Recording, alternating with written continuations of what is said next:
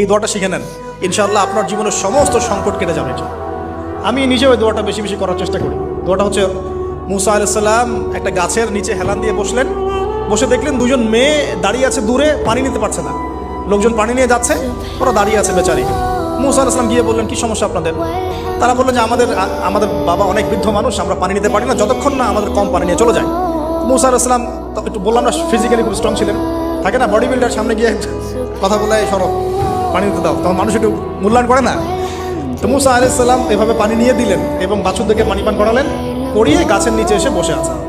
বসে বসে তিনি দোয়া করছেন, এই যে দোয়াটা তিনি দোয়া করছেন, রব্বি, একটা নেক কাজ করলেন, নেক কাজ করলেন না, মানুষের উপকার করলেন, নেক কাজ করে এসে গাছের নিচে বসে দোয়া করছেন, আল্লাহ এখানে তো আমার খাবার পানি বাসস্থান কিছুই নাই, আমি কি করব?